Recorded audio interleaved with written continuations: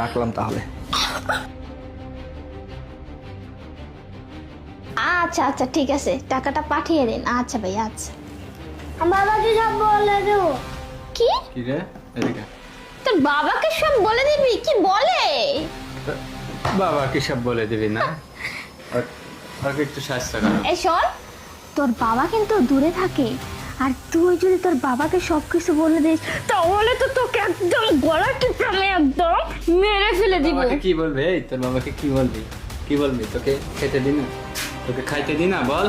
বাবাকে সব বলে দেবো। এই বাহ। ওর বাবাকে তুই এটাই বলবি যে চাচি তোকে খুব আদর করে, তুই যখন যা খেতে চাস সব কিছু কিনে নিয়ে এসে তোকে খাওয়ায়।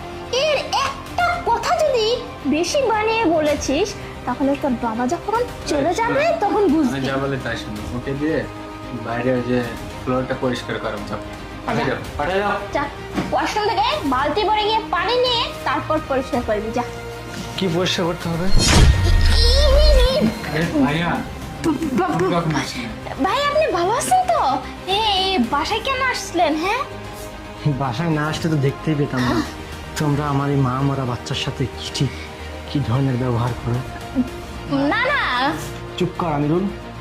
ছি, ও তো পরের মেয়ে, আমি ওর কথা বলতেছি না। তুই আমার আপন ভাই, ও তোর ভাতিজা। ওর শরীরে যে রক্ত আমার শরীরে একই রক্ত, তোর শরীরে একই রক্ত। তুই রক্ত হয়ে রক্তের সাথে বেইমানি করলি? তোরা পারলি আমার এই বাচ্চাটাকে দিয়ে তোরা এরকম ভাবে কাজ করাইতে, ওকে না খাইয়ে রাখতে পারলি? বল। আসলে ভাইয়া, আমি তো সবটা দেখলাম ওইখানে দাঁড়িয়ে থেকে।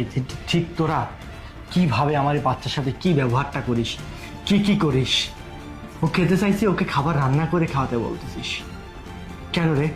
ও কি রান্না করতে পারে? কি হলো শান্তা, উত্তর দাও। না আমি যে মাসে মাসে আমার বাচ্চার খরচের জন্য টাকা পাঠাই, সে টাকাগুলো কি করো? সব টাকা ওর ও খায়। স্কুলে কয় টাকা খায়? স্কুলে কয় টাকা যায় ওর? না হয় 5,000 টাকা যায়। ভাই আপনি যে টাকা পান সব টাকা তো আপনার কিন্তু তোমাদের ব্যবহার দেখে মনে হচ্ছে না যে আমার ছেলেকে তোমরা কোনো কিছু কিনে খাও। আমি যেই টাকা পাঠাই ওই টাকা তোমরা সময়মতো তোমাদের পকেটে নাও। আমার বাচ্চাকে সময়মতো তোমরা স্কুলে পর্যন্ত যেতে দাও না। আমি হঠাৎ করে বাসা আসলাম, এসে যা দেখলাম আমার বাচ্চাটা খাবার খেতে চাচ্ছে, তোমরা বলতেছো রান্না করে খেতে। ওকে মেরে ফেলবে, হুমকি দিচ্ছ, মাকে খেয়ে ফেলছে।